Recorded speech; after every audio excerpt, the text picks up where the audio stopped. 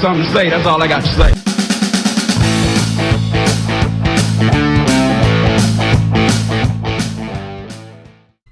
Hello and welcome to the Sears Soccer Studs podcast, where we discuss the beautiful game with a southern twang. I'm your co-host, Matt. And I'm Joe. Matt, you ready to cut this biscuit? Oh yeah, man. I got the gravy. Let's smother it. Let's do it. All right, Joe. So opening weekend just happened.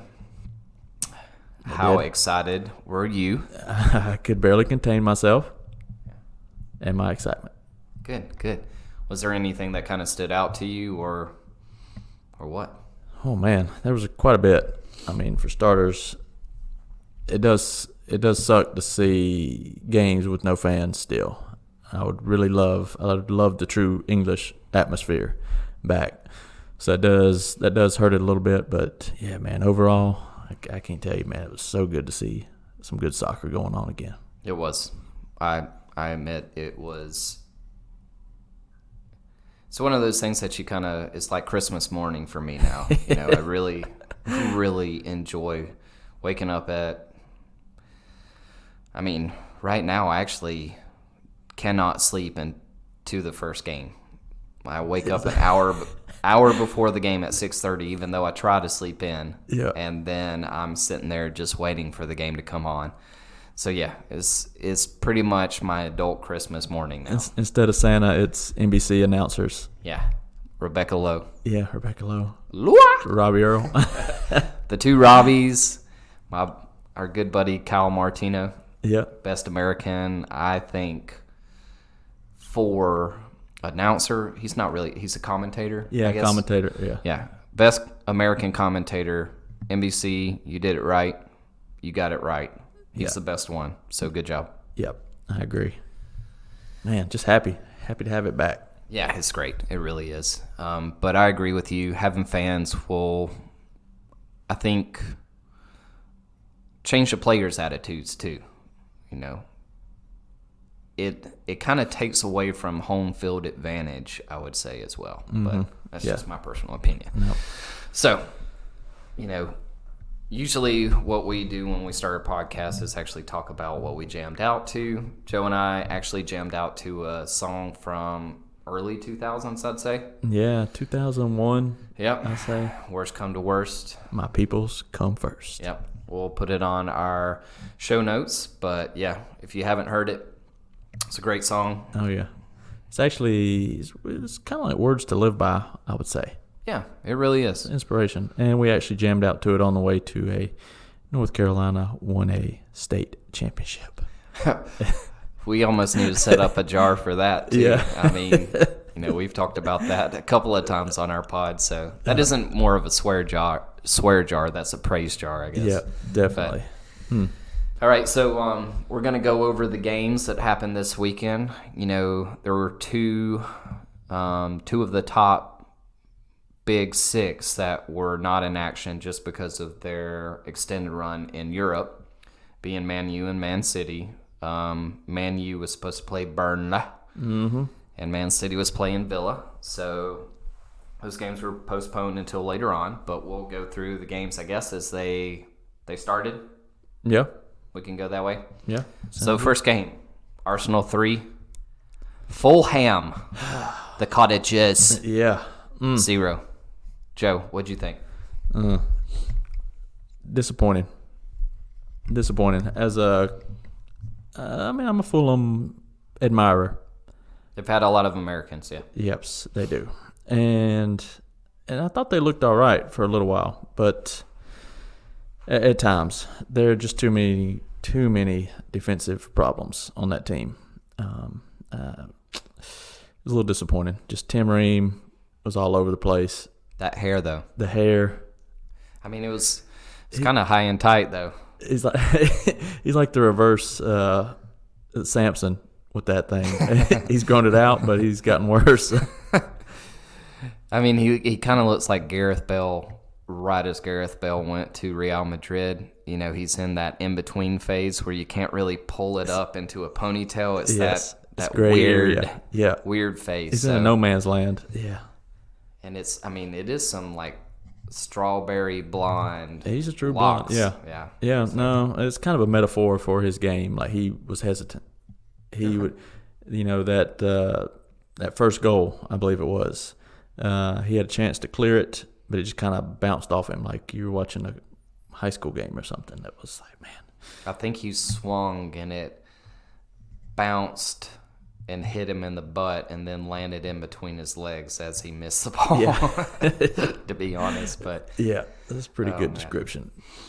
So I'm going to discuss Fulham a little bit later on just because Okay. Yeah, I've got something to say about them. Uh-huh. But we'll move on to the next game, which I expected more out of one team, but the next game we're going to talk about is Crystal Palace versus Southampton. The Palace pulled away with a 1-0 win with a beautiful side-footed volley from your boy, My man. Wilfred Zaha. So what do you think? That was hot. I loved it. Well done, sir. Yeah. Zaha, great. He looks like he's back. That to me that made me happy. I'm not gonna lie. I like just a guy that's just going after it, and he was. He could have had several other ones. I think he had 2 other chances that could have been goals. He's looking ferocious.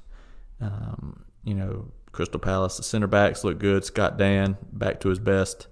The whole team, I was actually kind of impressed. I'm pretty high on Southampton, but they were good. They just didn't hit what I thought the heights I think they will this season. I'm still high on them. So from my understanding, Southampton is quite a few commentators, football writers. They're kind of the black horse of the Premier League this year, like somebody you just do not see coming. They were coming off a very strong run post lockdown. Yes. And so I was expecting. Oh man, yeah. Yeah, and and it was really surprising that they did not continue that. Whereas Crystal Palace was off a really poor form post lockdown, so it was kind of role reversal right there. So it was new day, man. I'm telling you. Exactly, new season. It's unfortunate. Game was kind of slow for me. Wanted to see a little more action.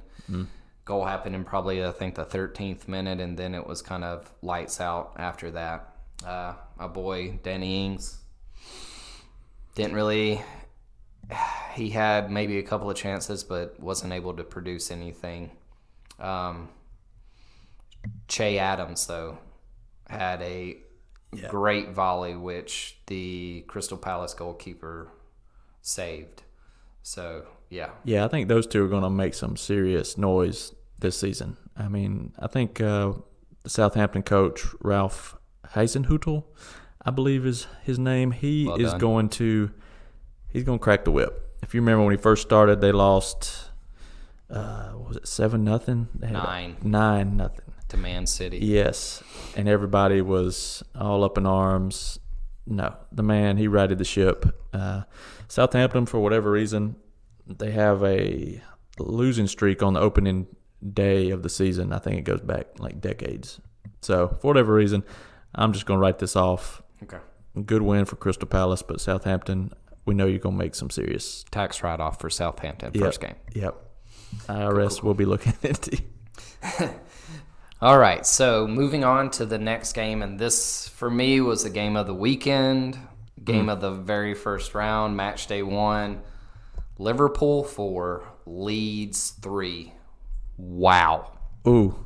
What a bloody game. I mean, I felt it in my bones. Yeah. Yeah, so, Joe, give me a little insight on what you felt watching that game. Well, it was basically two teams that live and thrive on disrupting the other team and creating just havoc, not only through turnovers, but short passes, long passes. Never quit. Just hassle the living daylights out of the other team. And when the time comes, there were some great goals they could finish also. Yeah. But I loved it. Leeds did not back down. They laid a marker down. I mean, everybody in the league is probably like, oh, crap. Yep. Yeah, I agree. Coming up to the Premier League after winning the championship, most teams, they've got almost like a honeymoon phase the first couple of games where they perform like, this is our style of football, we're going to play this way. But most of them kind of fall off that after a short period of time, after first few games. You saw it last year with Norwich. They came in, playing their game, fell off. Yep, played Liverpool first game. Very similar, but I don't have the same feeling about Leeds. Oof, no. Bielsa, their coach, is, from everything that I've heard, is just and we talked about him last episode, but he has his players in the best shape of their lives. Yes. I mean, so they're going to give teams some trouble. I really feel that. I mean, the hype was deafening before the game, and it actually lived up to it. Like, Leeds delivered. Liverpool, by the skin of Mo Salah's teeth, won. Yeah, Liverpool did this a lot last year, where they got lucky and won games towards the end. Now, don't get me wrong, they deserve both of those penalties, the first one and the last one. I mean, that was clear and obvious. You can't say anything about that, but they got a mark on their back, so they better be looking over their shoulder, because people are going to be coming after them. Everybody wants to knock you off your horse when you're the champion. So yeah. But I got some statistics here. Bring them. I can do some math when I want to. Okay. Yeah. So Leeds actually had more possession than Liverpool, 52 to 48%. They also put in 33 tackles on Liverpool, which is more than they have seen since 2015. Wow. Yeah, so they got after them. So I've got a little quote coming up later in a segment about possession, so we'll discuss that. Okay. But yeah, I thought it was interesting. More passes. I mean, you can go down the list. Like, they put it down. Yeah, Leeds is going to be fun to watch. I think they're my little side boo this year. Yes. Little side action. Looking at them with a little keen eye. Little wandering eye over here. How you doing? Hey, Leeds. All right, so moving on. Next game of the weekend was West Ham, Newcastle. Newcastle won 2-0. Anything stand out to you? Callum Wilson. Yep. Could be the signing of the year, I think. He could make the difference for Newcastle, turn them from wannabes to pretty solid. Yeah, I was really impressed. I've always been kind of a fan of Callum Wilson, especially, when Chelsea has a transfer rumor after somebody like Callum Wilson or any other player, I kind of look into them and watch them a little more closely. And Callum is for free, right? Yeah. Just to be clear, Chelsea is not asking you to do this. No. Or paying you. No. Just yes. for fun. This is just my obsession. So, I really did like Callum. We were supposed to be after him a couple seasons ago, but he had a nasty, well, not necessarily a nasty injury, but he was injured most of last season. So, it really sucks for him. But he did come out really hard this last game for Newcastle and produced a pretty, to me it looked like he was back to his, I guess it would have been 2018-2019 season with Bournemouth. So he looked good. He was crushing. Yeah. That combined with Hendricks from Burnley that they got. Yeah. Andy Carroll was just kind of, hobbling along. He runs so weird. Yeah, he even looked a little more motivated. He looked a little more fresh. He looked like just Deadwood out there last year. Oh, he barely got any game time, yeah. Yeah. So it was just surprising at one time because they had Callum Wilson, they had Joe Linton, and Andy Carroll up front, and I'm like... Three tree trunks. Yeah. 3 ogres just running wild out there. Steve Bruce is like, I'll throw every forward I've got on my bench out there. Like time We'll just machine, see son. what happens, We're going old school. All right. On the flip side, though, I do think West Ham, which you might hear from me a little later about them, that was just not a good performance. Didn't I have them as first manager being sacked? You did. You did. So we spoke about some of this in the first episode, but we had to edit it out because it was 4.5 hours long. So we may come back to some of those predictions that we had in the first episode. So unfortunately, it's not. It happened. It happened. Let the record show. It happened. There was a bet made. Yeah. Yeah, what was the bet? Is it a friendly bet? Is it a gentleman bet? It's a gentleman bet. Okay. I don't know if it was ever nailed down, but okay, we'll think of something. We'll get it. All right, moving on. West Brom 0-0 to Leicester. Jamie Vardy's party 3. Yeah, had a penalty party, man. Just getting buck wild.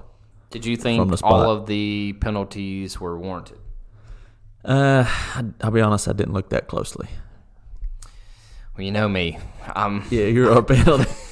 Well, it's not just penalties. It's just making sure that referees call things correctly. And yeah. I would have to say that the first one, being Jamie Vardy and he's English, I'm not trying to be biased or anything, but I think that the referees in England do have a bias towards certain English players.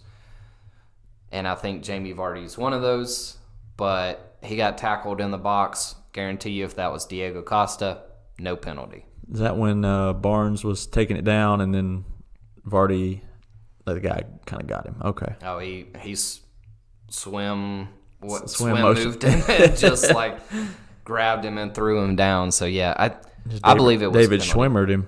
Yeah. Ooh, I like that. Yeah. They are not friends. Not friends. But yeah, anything about Leicester that you liked? I mean, Harvey Barnes, I mentioned him just a few seconds ago.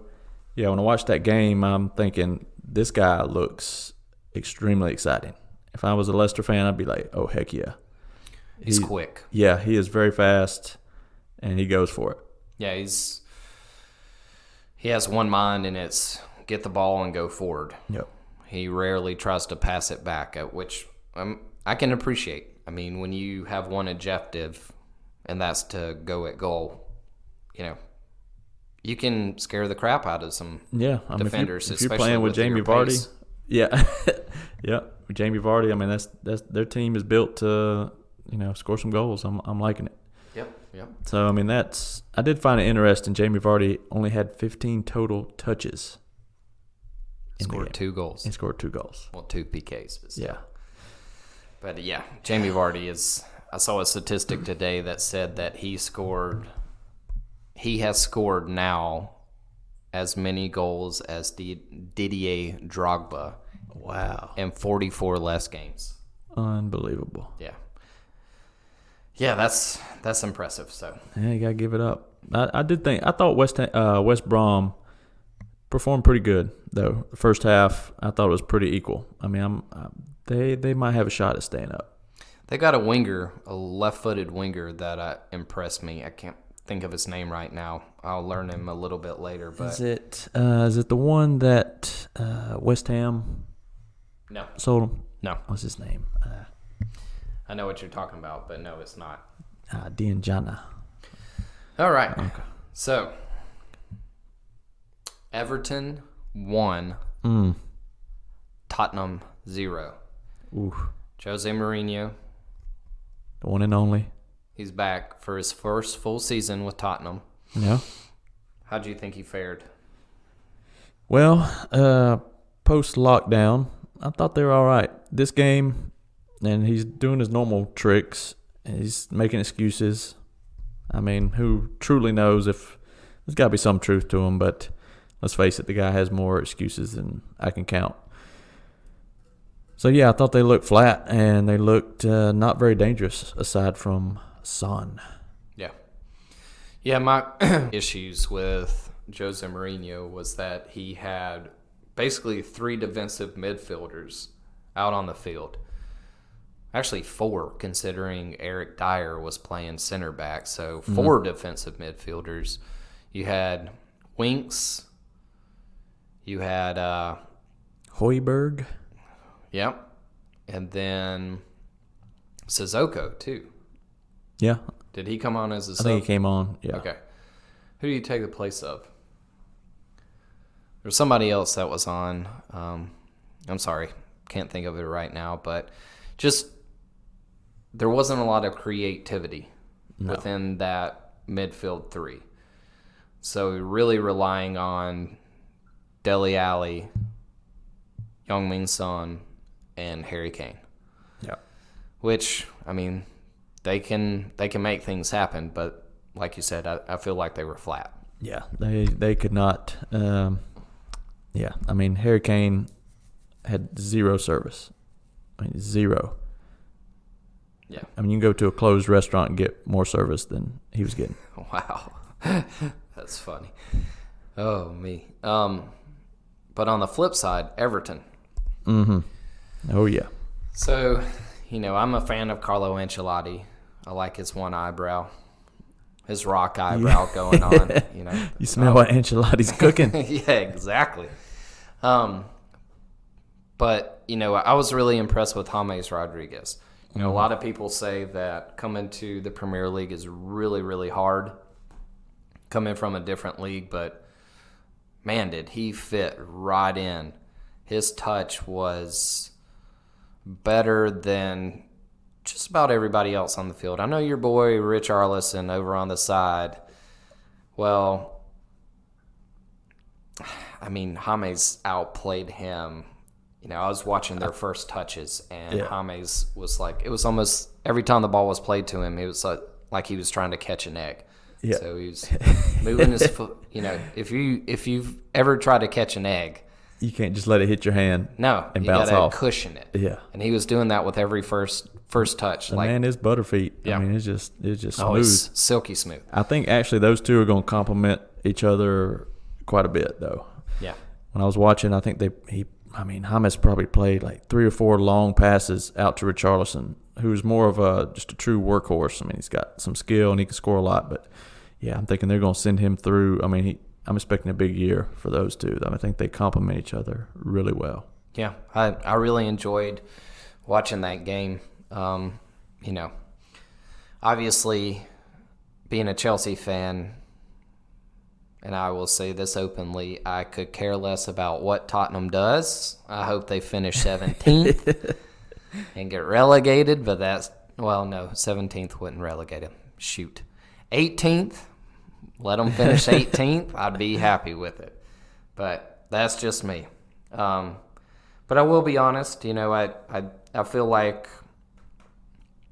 Tottenham's got some issues, and it starts at the top with Daniel Levy not wanting to spend too much money, which I don't blame him because they just opened a new stadium. They were expecting to get a lot of money through their fans, through NFL for their stadium. All these music events, you name it. Yeah, so they're not able to do that, so the revenue is not coming in. And Daniel Levy has also been very shrewd in his business and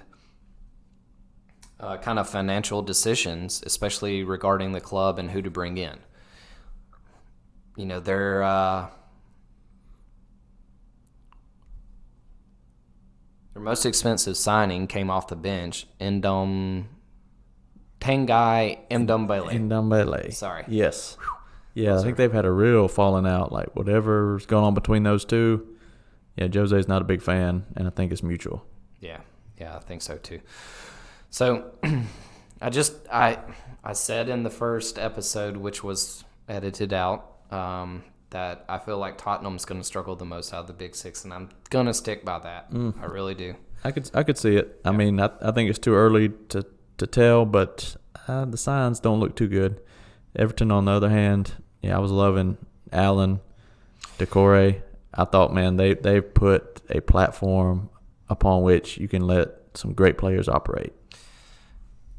You said something that I completely forgot about. Allen, Allen, the my man. Brazilian from Napoli, just coming into a new league as well. Wow. I had not seen him play very much. When I first saw a picture of him, I thought he was going to be like 6 foot. Yeah. Yeah, He's not. But he is a true defensive midfielder, but he also is very smooth on the ball. He's very silky. His positioning was incredible. Some of his turns away from pressure were just like, wow. I mean, that's you would impressive. think that midfield had been playing together for 5 years. Yeah, And exactly. they literally just got thrown together a week before. Yep. All right, moving on. Sheffield United, these games were today because we're filming on Monday. Sheffield United filming. We're recording on Monday. We're filming without video. Yeah. Sheffield United 0, Wolves 2. First 2 goals in under 7 minutes, and then it was meh. Yep. But I didn't watch the game. I'm sorry, I was working. Oh, well, I was working and watching. That's how I get down.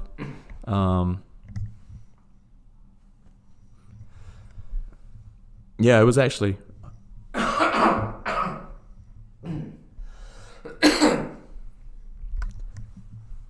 Yeah, from what I saw, it was actually a very frenetic back and forth. Like, although the scoreline is 2-0, I think Sheffield, they're going to be back to their winning ways this season if they keep playing like they were. Billy Sharp, had one hit the post. I saw some really good work from him, and then he missed the absolute. I'm talking from you to me, Matt. A sitter? Yes. Wow. A bona fide sitter. Of course, there were people in front of him, but he just completely mishit it. So he pulled a Raheem Sterling? Correct. Yeah. It was just very Sterling-esque. So, yeah, but, yeah, it was back and forth. They were going for it, and it's very exciting to see those two teams play. So, I'm excited. Yeah. I really like Wolves' coach. Really like Sheffield United's coach. So, yeah, I think those teams will cause a lot of people trouble. Yeah. So, and finally, today, Brighton 1, Chelsea 3. Hmm. So, Tell me your thoughts on that result. So, to be honest, the first half was a little boring for Chelsea. They didn't have a lot happening. You can tell there's a lot of new links with Timo Werner and Kai Havertz playing. Mm-hmm. They're just not up to speed just yet. But Timo did get a penalty, which Jorginho scored. All right. So that was wonderful. I was happy to see Ruben Loftus-Cheek on the field. I really, really hope that he will I hope Frank Lampard can find a good position for him. Right now, they had him playing left wing, like Christian Pulisic's. Yeah. No. It's just that's not him. He needs to be in the midfield making runs from deep. Like he's a Frank Lampard kind of a player. Mm-hmm. So, but I was really happy with him getting the 3 points. It was never really in doubt. Well, maybe for a second when they tied it up, but we put that to bed pretty quickly. It was good to see Kurt Happy Zuma. Yeah. His middle name is actually Happy. Fun fact for the day. Fun fact. To get a deflected goal. I don't know if they ended up calling that an own goal or not. It was on frame, so they probably it was deflection. But yeah, it was. We had 2 defenders score and a defensive midfielder score, so that's all right. I mean, from what I saw, I liked Timo's game. You could tell he's going to cause some havoc. Yeah, when him and Christian Pulisic are on the same. Once Pulisic comes back from a little injury, that pace of those two is gonna buckle up, y'all. Yeah, I mean, and if we could get Havertz, he had I think a difficult day. Yeah, he looked a little kind of sluggish. I don't know how to describe it. Yeah. But he had a couple of times where he got the ball and you can tell his passing is. Yeah. I mean, his mind is working like steps ahead, just through ball. What I noticed a lot today was there's got to be some trust earned between the players. Havertz was signed not even last week, or it was last week, and they need to play more together, need to gel a little bit. But yeah, I'm excited. 3 points. I think because of alphabetically, we're in third right now. Yeah, I'm cool. ABC. Cool with that. So. All right. So anything out of the Big Six that you really stood out to you? No, I mean, I think one thing we didn't really touch on would be Arsenal. Willian, he might be one of the buys of the season so far. I mean, the man is just free transfer. Yeah. 3 assists. Can you really say the first one was an assist? See, this is what I don't get. He shoots the ball, and it's saved, and it falls to the guy. Lacazette. Yeah, right there at the goal. How is that an assist? Take it up with the Premier League. Oh, my gosh. Yes, this is okay. I mentioned it before. I'm a big fan. Actually, I despise Arsenal personally, but I'm a big fan of the team he's putting together, and that you can tell they got some real strong defensive foundation that they're building upon. Well, what I wanted to talk about, I actually didn't know this until they mentioned it in the Arsenal game. Right now, they only have technically 2 fit center backs. David Luiz apparently had a serious injury, is going to be out for a long time. I think they sold or trying to sell Socrates. Right. So they could be in trouble if something happens to one of their central defenders, because Rob Holding is notorious for injuries as well. Mm-hmm. So I'm a little worried about that for them. Not that I should worry about Arsenal being a Chelsea fan, but yeah, I'm concerned. Yep. One thing I want to say though, all those Chelsea fans out there, did you see Williams' corner kick that went straight into the box and they scored? We've had him for 7 years. He's been hiding it. Never done that. He's been hiding it in his hair, man, all this time. Wow. Okay. Quick, one last question. Is the Aubameyang cutting in from the left side, shooting and scoring, is that the new Arjen Robben? I mean, yeah, for a right-footed player. Nobody can stop it. This man, he could be Golden Boot winner. Yeah, he could again. I really do feel that. I could see that happening, but yeah, I don't know what you do as a defender. Maybe you try to just take him outside the box, or you pressure him, get closer to him when the ball is coming to him. They give him way too much room, and I'm sorry, he is fast, but he's not super skilled on the ball. You don't see him doing a lot of fake outs. No, it's not step technical. Overs. So if you're on him and you get some kind of meaty little right back to put some pressure on him and hit him a couple times, I think he would be worried. So, but yeah, that cut in and then side netting is, and if you see that goal that he scored, if you watch the flight of the ball, he hit it with the instep, and it did it didn't curve at all. It actually had top spin. Mm-hmm. So that's even harder as a incredible goalie. Yeah. Yeah. I mean, it was impressive. So, all right. So next we're actually gonna start the main course of this podcast. You just listened to the appetizer. So we got a few sections that we love to talk about. First one being Creme De La Prem. It's the creme de la, it's the creme de la, it's the creme de la. Ask you, what was your Creme De La Prem for this first week of the Premier League? Oh, okay. We already touched on him. I went back and forth on a few players, but at the end of the day, I decided on the one and only James, you're saying it wrong, Rodriguez. His name is not James. Yeah, it's not James. Yeah, so let me run through a few stats here. 5 chances created, the most on the debut since Alexis Sanchez with Arsenal in 2014.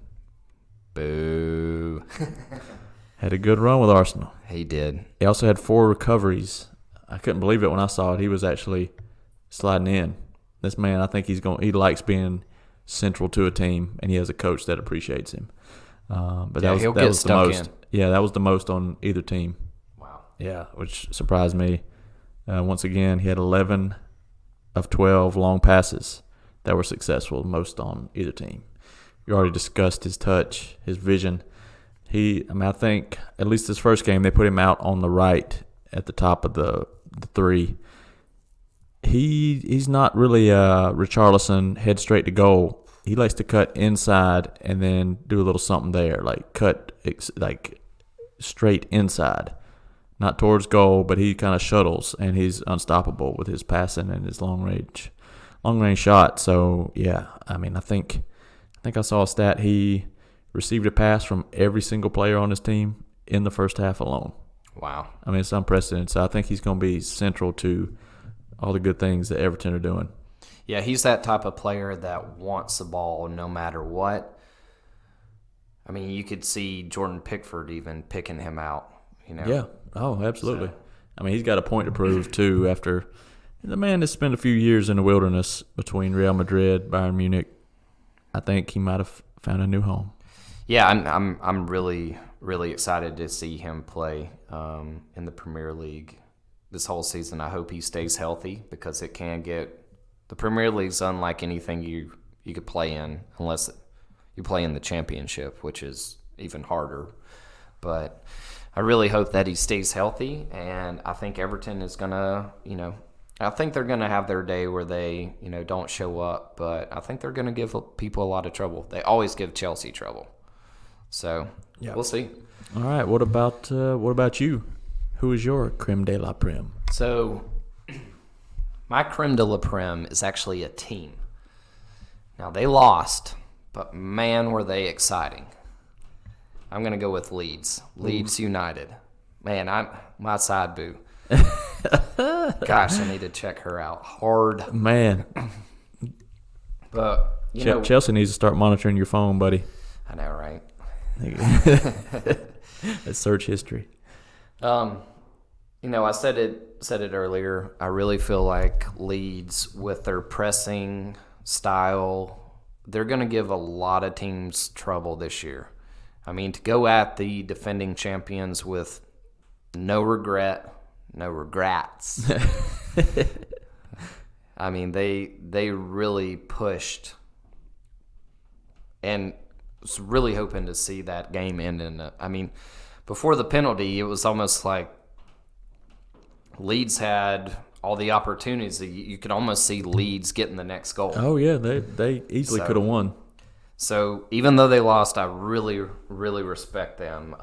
Their style, like that's why Creme De La Prem. Their style was just the pressing, and more than anything, you've got Liverpool, who kind of mastered the Gangham pressing. Yes. And Leeds was able to pass out of the back like they've been doing it in the Premier League forever. I mean, there was numerous times where goalie to center back to right back to a midfielder. I mean, they just worked the ball like back to front and then threw it out wide. I was really, really impressed with Leeds. And Liverpool better check themselves, because, what Leeds did to Liverpool, I think a lot of other teams are going to take that and say, okay, this is how we need to play against Liverpool. Leeds made Liverpool's defenders actually defend. Which is not their strength. Yeah. You talk about, so last year, PFA players, players of the year and team of the year. They had TAA, Trent Alexander-Arnold, as right back. Has anybody ever watched him actually play defense? He's not a defender. He's average in defending. Pretty poor. Yeah. I mean, the guy. See, that's what you have to do to Liverpool. You actually have to make their outside wing backs basically defend, because even Robertson, he is crazy fast, but he's not a great defender. Those guys, both of them, have beautiful right foot and left foots into the box. They can assist machines. But you push them up against a wall and make them defend, yeah, they're going to struggle. And I don't know if you watched TAA very closely, because I did. He got destroyed that game. There was times where he got crossed up real hard. Well, it's been, it's becoming a habit for the man. Pulisic lit him up just a few months ago. I mean, their whole system is based on their attacking wingbacks driving everything. When you actually set the clock back a few years and say, no, this position on the field is supposed to defend, well, then you're exposing a big weakness. Yeah. And that's what Leeds did.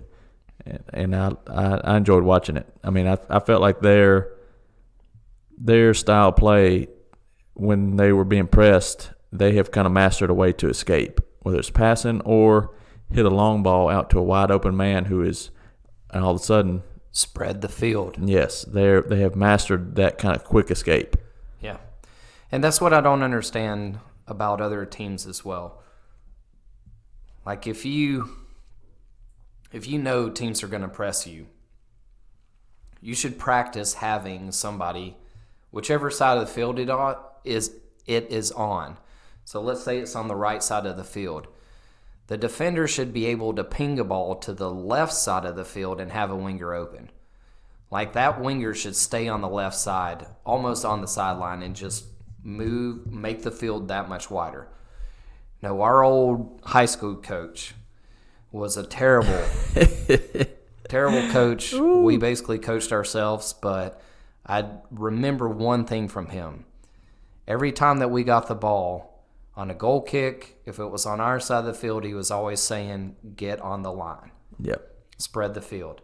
Now, it's completely different in the English Premier League, because you can have guys that can hit a 70-yard ball on somebody's foot, switching fields. Yeah.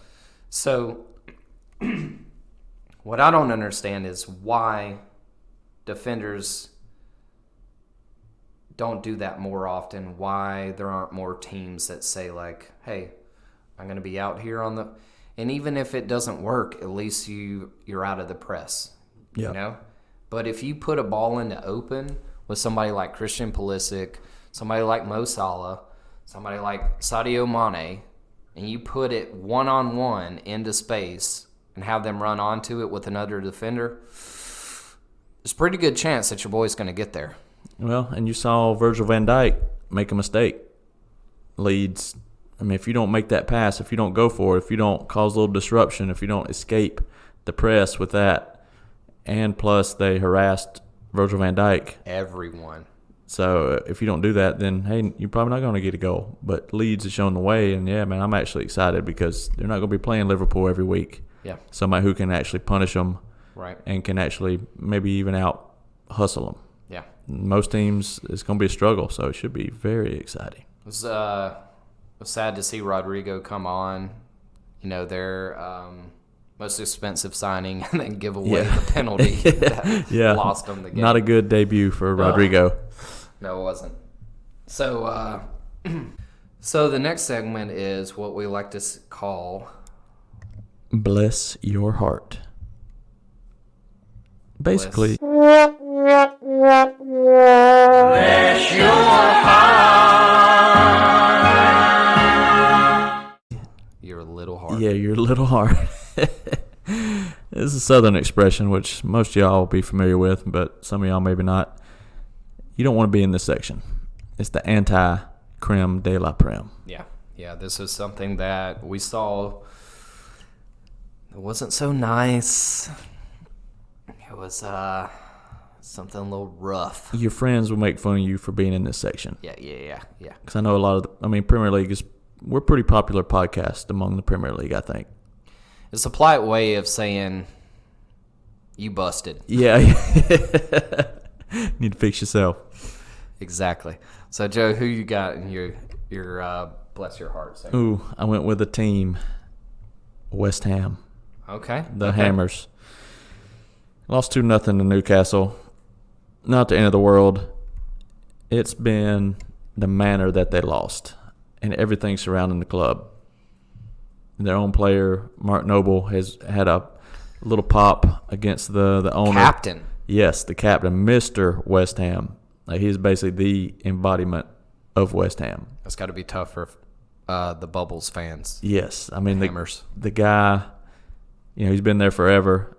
He doesn't have much time left. I think he's 33, and he's seeing the club kind of go down the drain. He didn't want to spend his last years fighting another relegation battle. So that sucked. I mean, they sold Dan Ghana to West Brom for big money. That was a promising young player. Sure enough, he started for West Brom. They missed out on our American phenom, Anthony Robinson, who went to Fulham. So things just aren't looking good for him. The coach, David Moyes, looked like a dead man walking. I mean, he looked like Crypt Keeper. Yeah. I mean, I think he's aged. He's aging like double.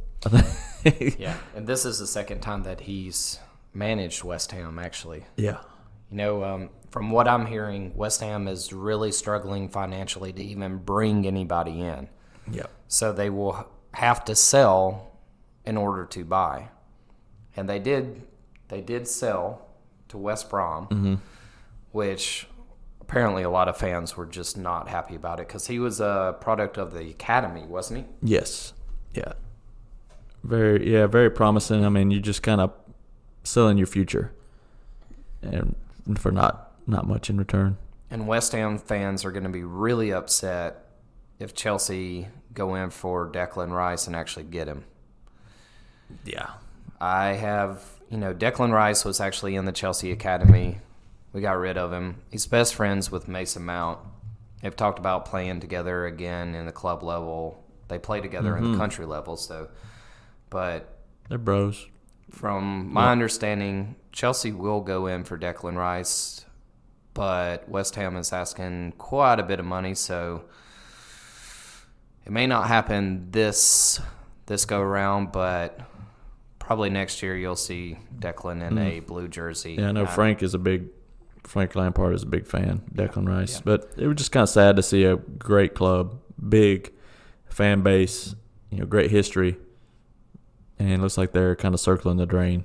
Yeah, they're another one like Tottenham that just built this massive stadium, and they thought it would just print money, but also, kind of inject some passion into the club. And usher in a new era.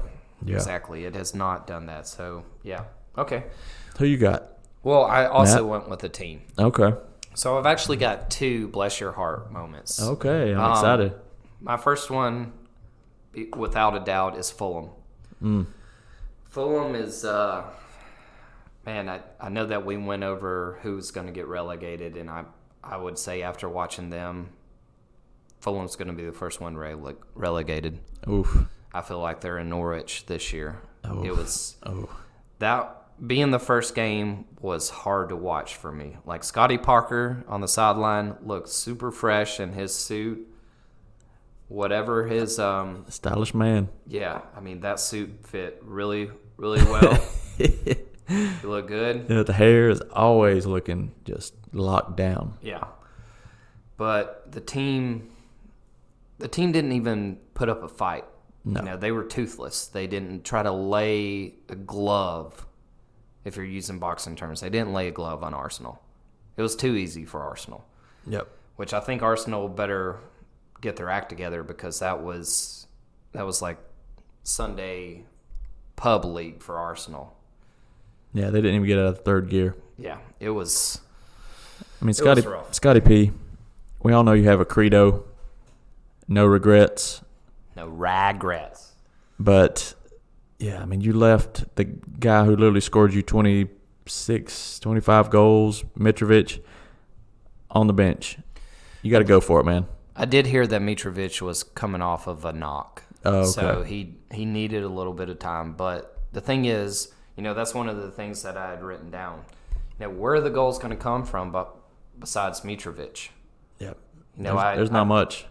One of my buddies is a straight-up Fulham fan, and we were chatting through this game. I was like, this is hard to watch. And he was like, I know. I said, where are your goals going to come from? He said last year that Mitrovic had the majority of them. He said everybody else, there wasn't anything there.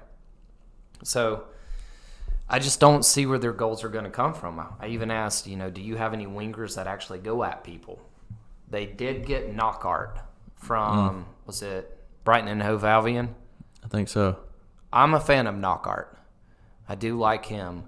But still, the biggest thing for me was it was almost like they were in a possession drill. They're just moving the ball around with no purpose. And that drives me crazy. It drives me crazy. So I'm going to give you a quote about possession. You talked about possession earlier. Hit me with it. And this is actually from Pep Confidential. Oh, I recommend that book. Marty Piranu. Nope, I pronounced that incorrectly. I listened to it before today. Had the pronunciation down. Can't even read my own writing. But the guy that wrote it. Yes. Yeah. Got you. The author. Yeah. Okay. So he says that possession is only a means to an end. It's a tool, not an objective or an end goal. So basically, I agree. Possession is okay, but it's what you do with the ball. So, you're talking about the possession stats earlier. Possession doesn't really mean anything. Even what I was listening to, spoke about, this was a brief rundown of transfers and everything sponsored by The Athletic. So got to throw a shout out to Athletic. But they were saying, they had stats that Leicester, when they won the title, they had 42% possession during the entire year. Manchester City, the year before last, had 67. Right. It's what you do with the ball when you get it, And Fulham just literally seemed like they were in a possession drill the whole time. And I don't know about you, but when I get the ball, I'm looking forward. Well, that's what I love to see. I feel bad for the fans because it was the first game week, and you could already tell you might as well just get comfortable because it is going to be all season to see if they can escape relegation. You can just tell. They have the defense. They basically have not upgraded at all. Anthony Robinson, I think he'll be good. I think they got maybe one other player. They're essentially going with what got them out of the championship last year. They're saying lock and load. We're going to try, see if we can stay up in the Premier League with this same squad. Right. Tim Ream, love you, buddy. Love the hair. Mm-hmm. I'm hoping y'all can do it. So I'm going to have one more go at this. Marty Piranu. Oh, okay. Piranu. That's close. But I agree with you. They are trying to go with the same team, but if you remember 2 seasons ago when they were in the Premier League, they spent a crazy amount of money, and then same thing got relegated right away. So they're trying to find that happy medium, the happy balance. I don't know if they'll find it. It almost looks like two extremes. They tried blowing up the squad, didn't work. Now they just – I know Scotty P, he's a loyal man. You know what I'm saying? Yeah. Rocking that monkey maze, you know what I'm saying? Wait, what? Are you going back to that movie? Yeah, oh yeah. How often do you get somebody named Scotty P? I'm going all season Scotty P references. I like it. You know what I'm saying? You know what I'm saying? Nah, I'm saying. What's up, dog? Yes, I hear you. I know what you're saying, Joe. Oh, I am a true Chelsea fan, but at the same time, I am a huge critic of Chelsea as well. So I'm going to have to go with my second, bless your heart, for Kepa Arrizabalaga. Ooh. His time, his days are numbered at Chelsea. I don't know if anybody saw the goal today, but wow. Ball was shot in. He overdove it. He dove past the ball, and it went under his arm. He was there to make a save, and it went under his arm. And you see him just put his head into the ground. He knows that we're getting another goalie. He knows that his days are numbered. I really feel like I feel for him because I bet he's a great chap, but he seriously has lost all of his confidence in himself. I mean, he's got a 37-year-old that probably can get more playing time than him, and he's 25, most expensive goalkeeper in the world. Like, that weighs heavy probably on him. Yeah, he's buckling under the pressure, and it's like a self-fulfilling prophecy. I think he has the most long-range goals scored against him since when he started. And, yeah, it just is a self-fulfilling prophecy. It's sad to watch. It really is. Yep. I feel like he needs a loan to Spain, back to his home country, and just with the club, just get back to Spain, go back and eat some tapas, go back to eating dinner at 9, 10 o'clock at night. Have you a little siesta in the afternoon. But he needs that confidence to be built back up, and I feel like because he's got a long contract with Chelsea, so send him on a 2-year loan. Yeah, he can come back. Freshen up. Get a veteran in there. Yeah. So, Kepa, I'm sorry, man. That was you've been pretty poor lately. I really hope you find yourself and can get your confidence back, because I know what it's like to lose confidence in your game. It's hard, really hard to get back. But as a goalie, I don't know how you can get it back. Mistakes are magnified as a goalie. Exactly. Yeah, everybody is watching that man. Yeah, it's no fun. I feel for him, but he's still young. He's make the right choice, because if he keeps on this path, I mean, it's not working out. Yeah. So, Joe, the next segment. Yeah, it's time for the finest frog's hair. Joe, how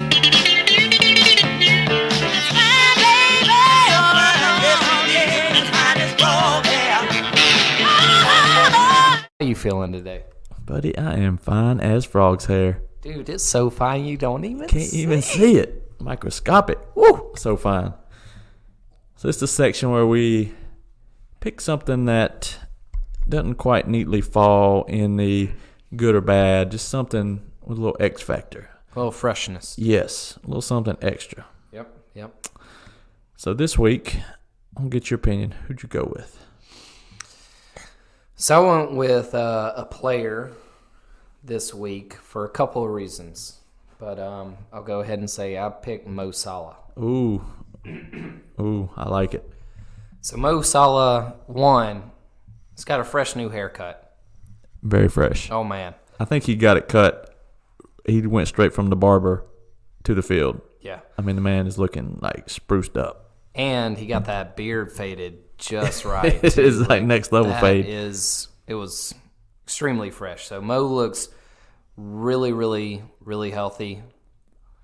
But more than anything, not only was he stylish with his hair, but I'm going to tell you, he looked like he did not even have a break. Whew, no, man. He looked like he was playing a different game than other people. Yeah, he was on a different level. I mean, his first touch, being able to shield people off the ball the way he is with his size, I mean, he was literally on a different level. I felt, I have Mane on my fantasy team, and I love Sadio. I really do. But Sadio love, yeah. But Mo Salah I think he was a step above everybody on that field. Oh, yeah, I agree. his just level of play was so far above anybody. If he hadn't been out there, I don't know what would have happened. If they just put an average player out there, or one of their backups from the youth team, or Shaqiri, I think you had a whole different experience because his ability in class elevated that whole team. Yeah, straight up hat trick first game, fresh to death. So, yeah, that was mine. Joe, who you got? Ooh, I'm going to keep it the same game. I went with a team. I went with Leeds.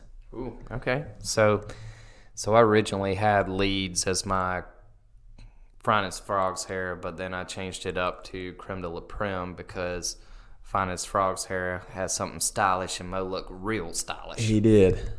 So when I say Leeds, I don't mean the goals. I don't mean the pressing. I don't mean the tactics. I'm talking about the hair.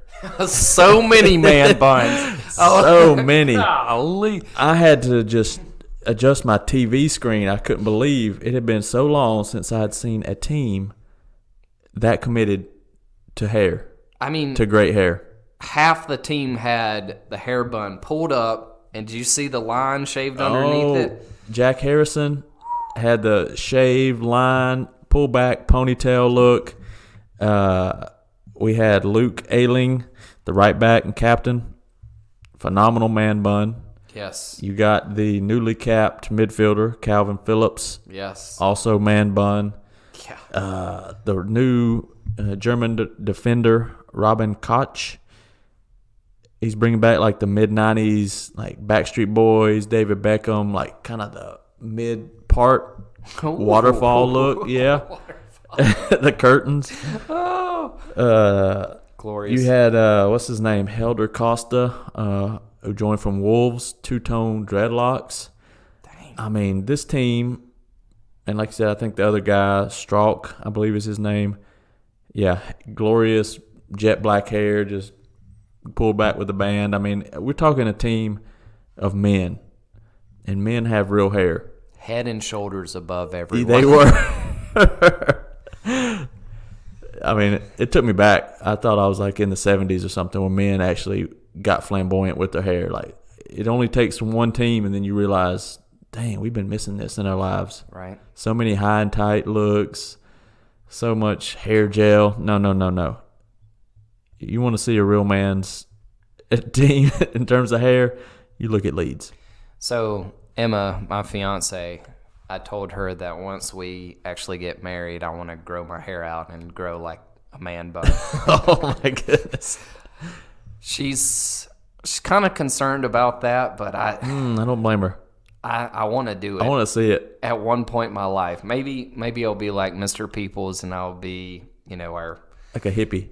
Yeah. Like an Asian hippie. When I'm in my 70s, I'll rock it then. But Yeah. I really want to try it one day. It'll probably circle back around. Yeah. But yeah, Joe, I saw it.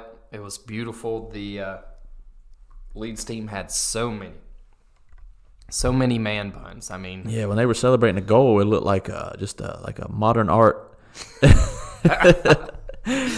like a playground or something. All these different shapes and sizes, and everybody just bouncing together. I loved it. Who was the old?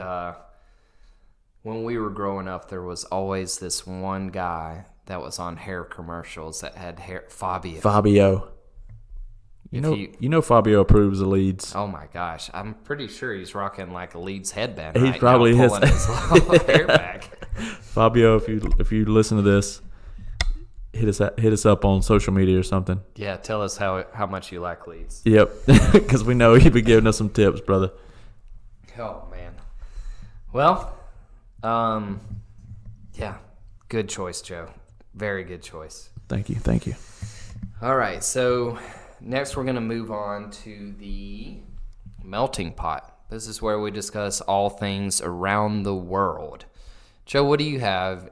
Anything today for melting pot? Well, I did see today our phenom in waiting, Gio Reyna, had a goal in the German Cup.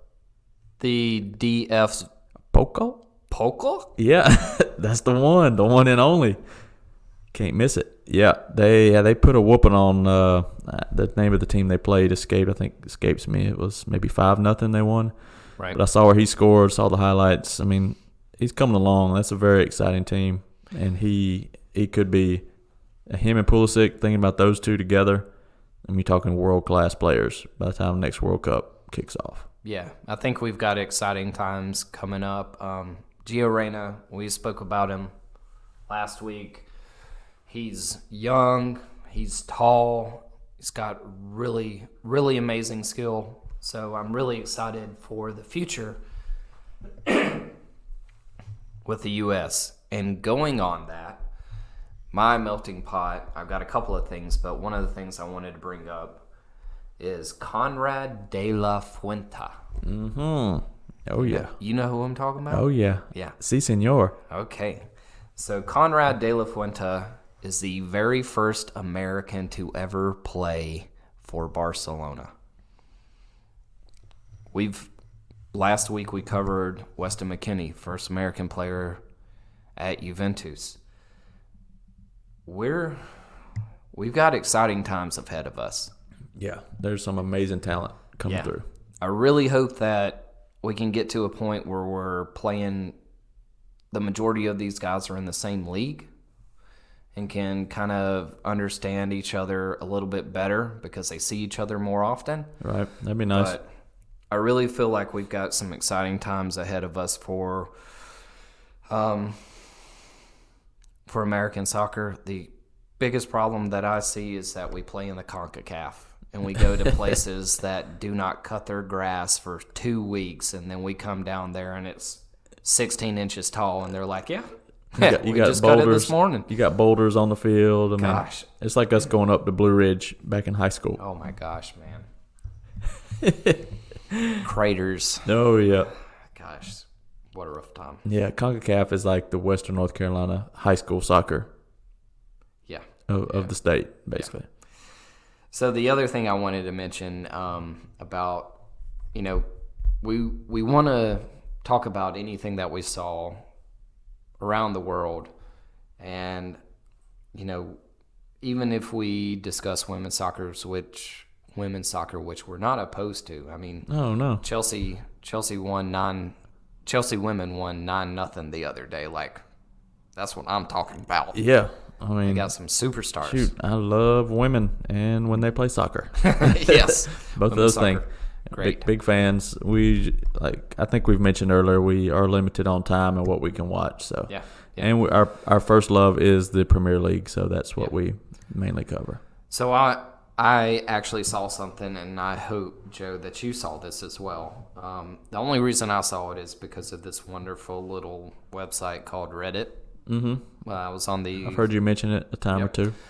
I was on the soccer subreddit and saw this amazing goal in Ligue 1. Ooh. Yeah. So this was Irvin Cordona from Stade Bertois. And I'm really sorry if I pronounced that incorrectly, but sounded good to my ears. We're gonna have to post this goal on our show notes because it's a volley. It's not a scissor kick. It's not a bicycle kick. It's extremely unique. Okay, so the way you're looking at me right now, you did not see my this. My face is telling you that no, I have not seen this goal. So this was incredibly impressive with body control, the amount of height that he got on his jump. This is something that you would see that only Zlatan Ibrahimovic could pull, if that gives you any doubt. Oh, that gets my heart racing. Yeah. So ball was crossed in. This guy jumps off of his left foot, okay? So he goes power off the left. Now when he does that, his right knee comes up above him. Just like, how goalies are taught, if you come out for a ball, you jump, whatever foot you jump off of, you raise your other knee so that you protect yourself. So he jumps, left foot, pushes off with his left foot, right knee is up. Mm-hmm. Okay? In the middle of his jump, with the right knee up, he pumps his leg back and then shoots. Now, when you see it, when the way I'm describing it, you're like, oh, okay, whatever. Mm-hmm. So this was similar to if you think about the Karate Kid, puts his knee up and then he jumps and then jackknife. Yeah. Amazing goal. Okay. I mean, he was back post.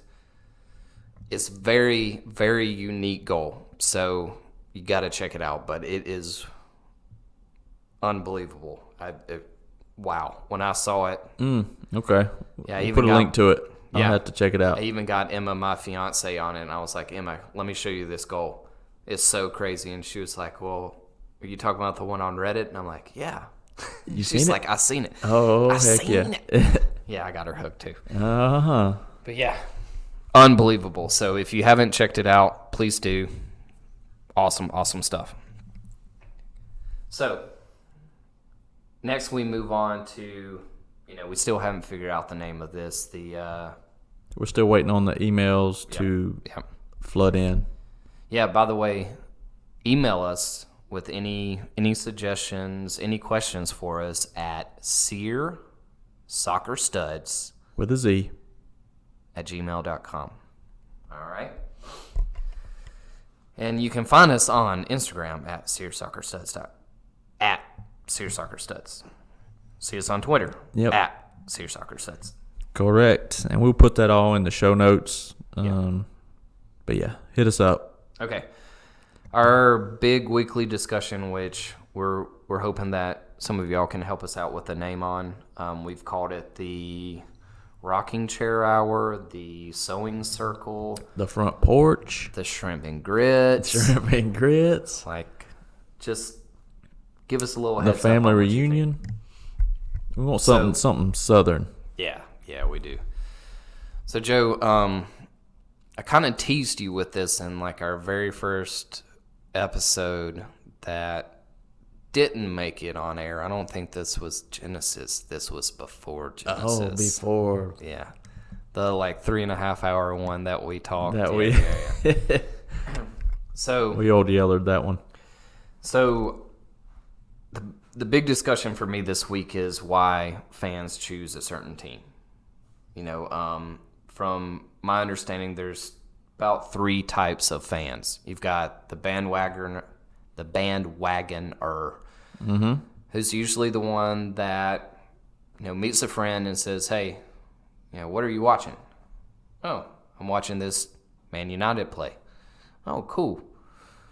And then they get to the point where they're like, "You know what? I like Man United," or they like Man United because they win a lot of trophies. Yeah, they start winning. Yep. Or sign a great player. Yep.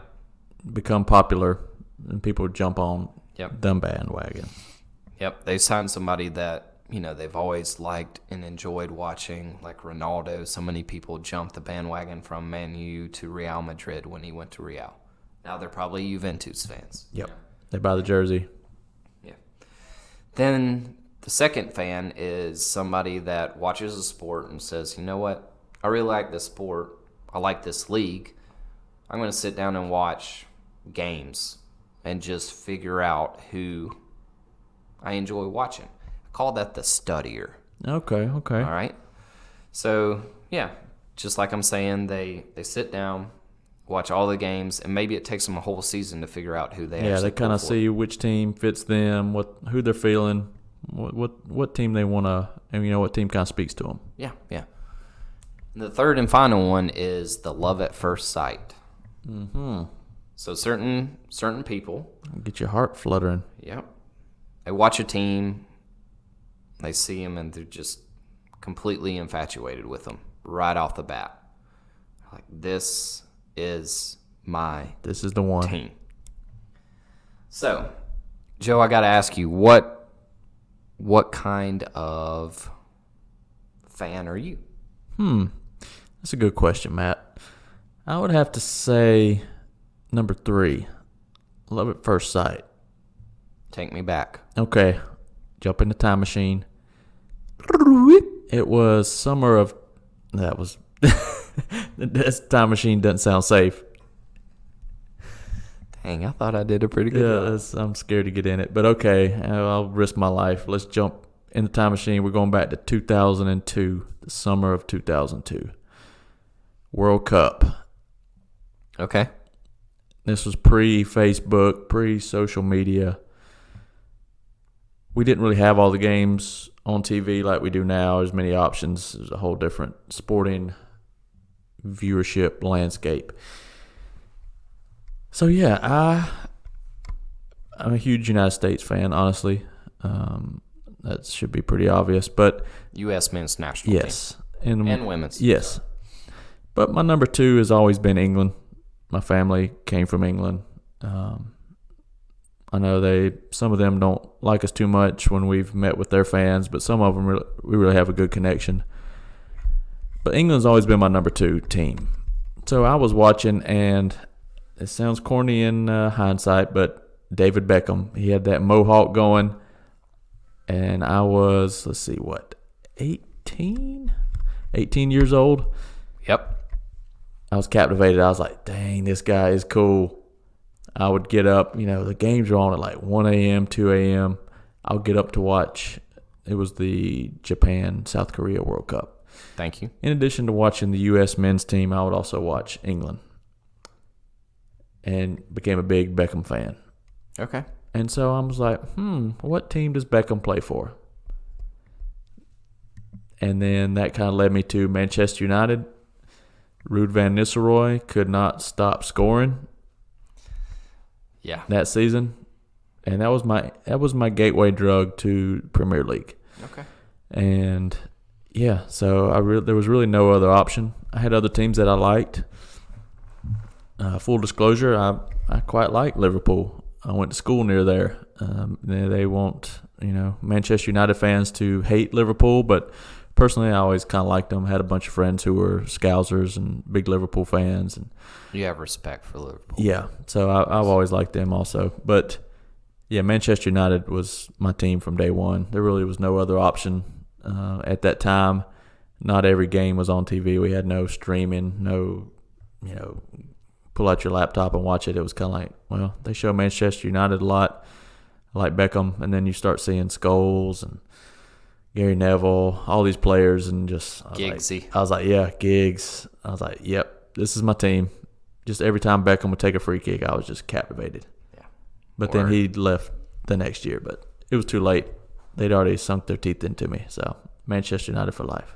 Blinded by love. Yeah, blinded by the frosted tips of Beckham. Nice. Yeah, so, and I still respect the guy. I admire kind of his whole vibe. But yeah, the team, I've been to Old Trafford a couple times, and nice.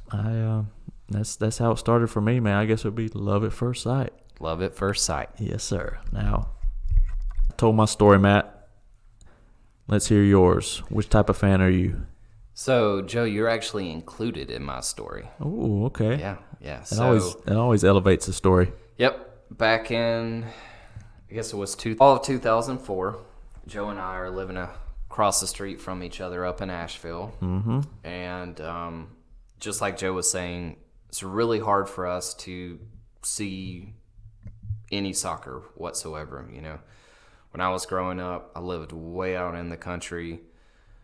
I think I was 16, 17 before we even got satellite where I could see anything, and the first thing I remember watching was like beach soccer where they're doing like backflips and scoring goals. Oh, dang. But the very first game of the English Premier League that I ever watched was with Mr. Joseph here. Uh-huh. I came into his apartment, sat down. I had been a fan of soccer my whole life. Grew up watching DC United and, the MLS back when it started. And I thought that was the cream of the crop. Yeah. So, sit down with Joe. Surprise. And he's watching this game, and the passes were so crisp. The players were so fast. It just looked like a whole different level that I had never seen before on soccer. So I was like, Joe, who is this team in blue? He was like, oh man, this is Chelsea. I was like, wow. So to be perfectly honest, I was a little bit of a mix between a bandwagoner and love at first sight, because honestly, started watching Chelsea because that was right in the Jose Mourinho era, the first go around, Roman Abramovich, back when Chelsea was, really putting their foothold on the Premier League. But it was more about Joe. I thought Joe was a Chelsea fan for the longest time. So I was like, yeah. I like to watch them. Yeah, man. I mean, Jose Mourinho, those first couple years, I was captivated. Yeah. I mean, so I thought for the longest time my buddy Joe was a Chelsea fan. And so he's part of the reason that I had my love at first sight with Chelsea. But I've always been drawn to a blue color. We were blue in high school. Yep, that's right. Blue is actually, from what I understand, the most attractive color to the human eye. Did not know that, but yep, I believe it. In one training seminar way out in Oregon. Okay. But yeah, so I saw Arjen Robben, Damian Duff, Good Johnson, Drogba. Oh my gosh, what Joe a freaking Cole. team! Oh my gosh, yeah. JT. JT, Lamps. Peter Cech. Oh yeah, without the helmet. Pre-helmet, you can see his hair. Oh, so just a amazing squad to watch. They were. Michael Ballack was my man. Mm-hmm. Later on, he wasn't a part of that team, so that team, really brought it out in me and just fell in love. Yeah, basically love at first sight with the help of Joe. He was my wingman. Yep. There we go. Happy to help. So, yeah, that was... Yeah, back then, there were not many. It wasn't like you could just go find other soccer fans or go to a soccer bar. There was not much. Yeah. So, yeah, man, you were like a life raft. It was like, no, shoot, I'm going to grab a hold of this guy. We're going to watch some soccer, man.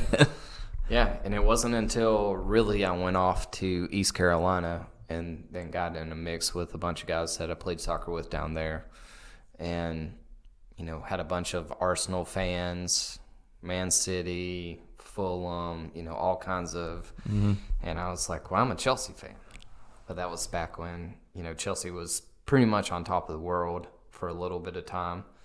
They had some struggles, but it was just, man, that really, really brought it out in me, the English Premier League.